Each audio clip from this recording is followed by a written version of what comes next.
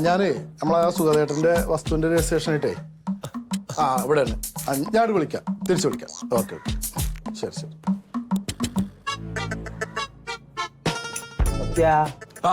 വയ്യെങ്കിൽ കുട്ടി അകത്ത് പോയി കിടന്നോ? മാറിയില്ല, എല്ലാം മാറില്ല. പനിയായിരുന്നു 2 ദിവസേ. എന്നാ അപ്പൊ ഒന്ന് പാവം തല പൊന്നിട്ട്.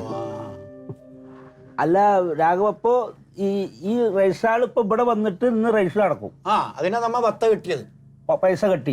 ഈ വയ്യാത്തവർക്ക് വീട്ടിൽ വന്നിട്ട് രജിസ്റ്റർ ചെയ്യാൻ പറ്റിയ വത്ത കിട്ടി. അയാളെ ക്ലാർക്കും പ്യൂണും എല്ലാം വരും ഇവിടെ വന്ന് രജിസ്റ്റർ. ഇവിടെ വന്ന് രജിസ്റ്റർ. വയ്യാത്തവർക്ക് ഇങ്ങനെ ഓരോ സൗകര്യങ്ങൾ ചെയ്യാൻ. അല്ല, അതിനിപ്പോ ഈ ആധാരം എഴുതാൻ നമ്മളാളെ വിളിച്ച് എഴുതിക്കൊക്കെ വേണ്ടേ? ഇപ്പൊ വരും ആളിപ്പോ. അതെ അതെ, ആള് വരുന്നുണ്ട്.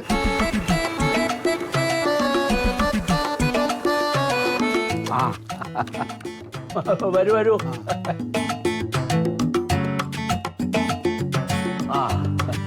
ഞാൻ കുറച്ചൊന്ന് വൈകിപ്പോയി.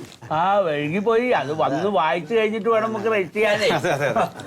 സത്യ, ഒരു കസാല കൊണ്ട് എടുത്തിട്ട് കൊടുത്ത കുട്ടിയെ.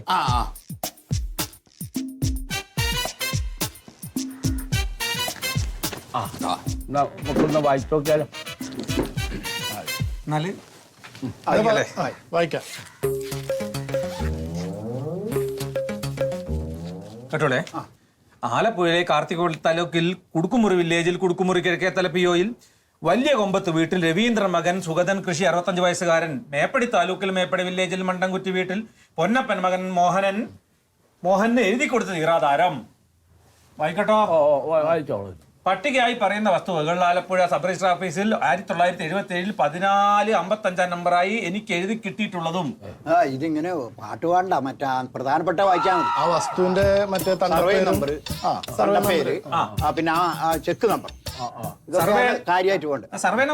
സർവേ നമ്പർ 232/8, തണ്ടപ്പേര് 15887, ബാങ്കിലെ നമ്പർ 98967580 173.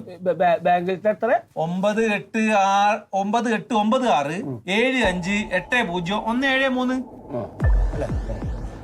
ഒന്നൂടി വായിക്കണോ? ശരിയാ, കുഴപ്പമൊന്നുമില്ല. എന്നാലേ ആ രജിസ്ട്രാളെ വിളിക്ക്. സർക്കാർ ഉദ്യോഗസ്ഥന്മാരെ ആദ്യം വിളിച്ചവരുടെ പിന്നാലെ പോകും. അവരാ എല്ലാരും ഓഫീസിൽ എത്തിയിട്ട് ഒരു ഫയലെല്ലാം എടുത്ത് നീങ്ങണം ഇങ്ങോട്ട്.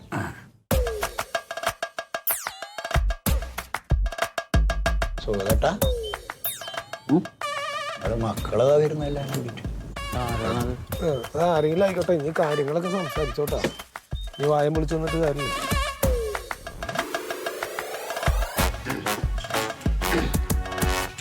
അച്ഛാ, ഇവിടെ എന്താ പരിപാടി? അല്ല, എന്താ ഇവിടെ നടക്കണേ ചോദിക്കാ? അല്ല, ഞങ്ങള് 2 മക്കളുണ്ടല്ലോ അച്ഛനെ. അല്ലേ, കുറച്ച് കാശിന് ആവശ്യം വന്നു. കോട്ടുംകാരുള്ള എൻ്റെ 10 സെന്റ് സ്ഥലം ഞാൻ ഈ മോഹനെ വെക്കണം. അതെന്നെ ഇവിടെ നടക്കണം. അല്ല, നടന്നോട്ടെ. ഒരു നാട്ടു നടപ്പ് എന്നുള്ള നിലയ്ക്ക് ഞങ്ങളോടൊന്ന് വിവരം അറിയിക്കാറുന്ന അച്ഛനെ. നിങ്ങളാരാ? ഞങ്ങൾ ആരാ തന്നെ അറിയില്ല. എന്റെ എന്തെങ്കിലും ഒരു ആവശ്യത്തിന് ഇന്ന് വരെ നിങ്ങൾ ഇവിടെ വന്നുണ്ടോ? ഞാൻ എങ്ങനെ ഇവിടെ കഴിയണമെന്ന് അന്വേഷിച്ചിട്ടുണ്ടോ? അല്ല, അച്ഛനോടല്ലേ ഞങ്ങൾ വന്ന് ഇവിടെ നിന്ന് ചോദിച്ചത്, സ്ഥലം കൊടുക്കണണ്ട, ഈ പൈസ എന്ത് ചെയ്യാൻ പോണെന്നൊക്കെ. അത് മാത്രം ചോദിക്കാനായിട്ട് എനിക്ക് ഒരു മക്കള് വേണ്ട. അതിന്റെ പകലാണ് ഞാൻ എനിക്കിഷ്ടമുള്ളത് ചെയ്യും. ഇഷ്ടമുള്ളത് ചെയ്യും. എന്തെന്നാടാ പറഞ്ഞിട്ട്? എന്നാ ശരി, അച്ഛന് ഇഷ്ടമുള്ള എന്താ വെച്ചാ ചെയ്യും. ഞങ്ങൾക്ക് എന്തെങ്കിലും ചെയ്യാൻ പറ്റുമെന്ന് ഞങ്ങൾ നോക്കാലോ. നിനക്ക് ഇഷ്ടമുള്ളതൊക്കെ നീ ചെയ്യാ, എനിക്കിഷ്ടമുള്ളത് ഞാൻ ചെയ്യും. എനിക്ക് ഇഷ്ടമുള്ളത് ഞാൻ ചെയ്യും. സാധനം പറയാൻ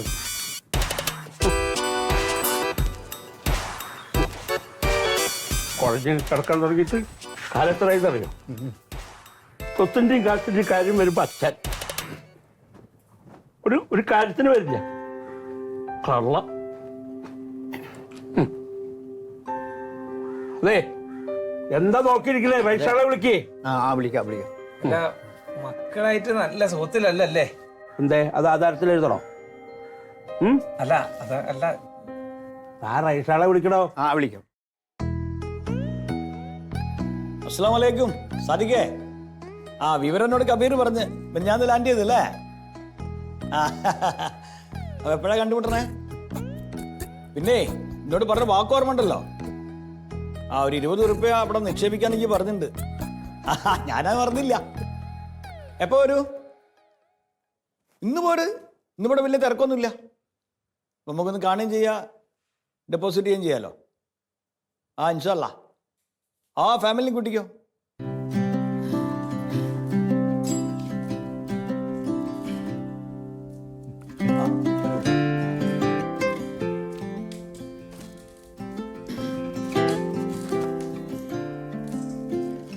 ബാഗ് അവിടെ ഇട്ടേക്ക്, ബാഗ് അവിടെ ഇട്ടേക്ക്.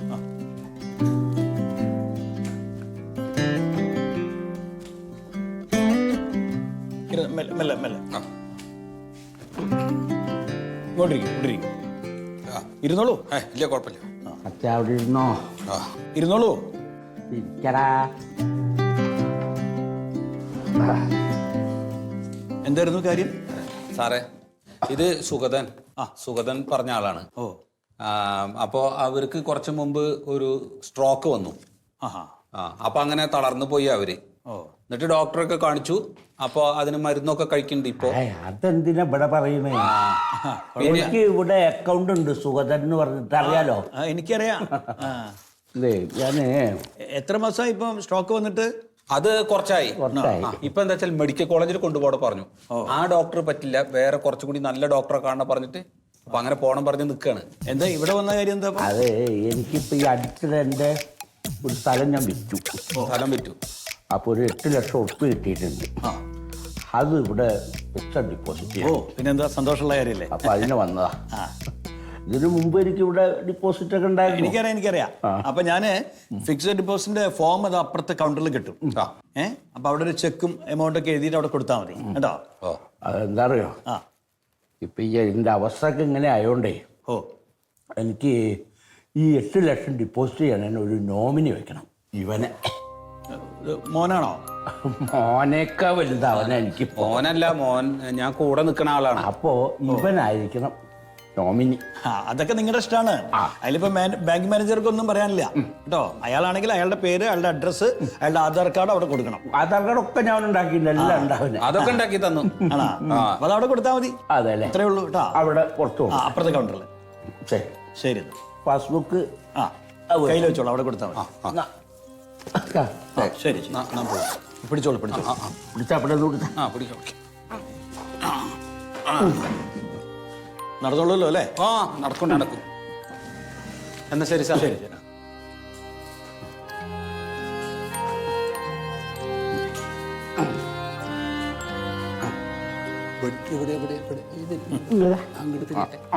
ഇങ്ങനെ മനുഷ്യന്മാരുണ്ടല്ലോ. പതുക്കെ തന്നെ. ഇനി ആ കടലാസൊക്കെ അവിടെ കൊടുക്കാനല്ലേ പറഞ്ഞേ? ഒക്കെ അവിടെ കൊടുത്തോ? അതെ അയ്യാ, അത് മാനേജറുടെ അടുത്ത് ഇരിക്കുമ്പോ എന്താ ഒരു നോമിനി പറഞ്ഞത് എനിക്ക് മനസ്സിലായില്ല. അത് എന്താ? ഇപ്പൊ ഞാനൊരു 8 ലക്ഷം ഉറുപ്പ് ഡിപ്പോസിറ്റ് ചെയ്തില്ലേ, അതിന്റെ നോമിനി നീയാണ്. അതായത് ആ പൈസ എടുത്ത് ചെലവാക്കണമെങ്കിൽ നീ അറിയണം. നീ അറിയാണ്ട് അത് ആർക്കും കൊടുക്കാൻ പറ്റില്ല. അതല്ലേ? അതെയാ. ഇനിയിപ്പൊ ഞാനെങ്ങാനും പെട്ടെന്ന് മരിച്ചു പോയാലും നിന്റെ മക്കളെന്നെ നോക്കില്ല. അപ്പൊ നിനക്ക് ജീവിക്കണ്ടേ? അതിനെ ഞാൻ കരുതിയിടാ.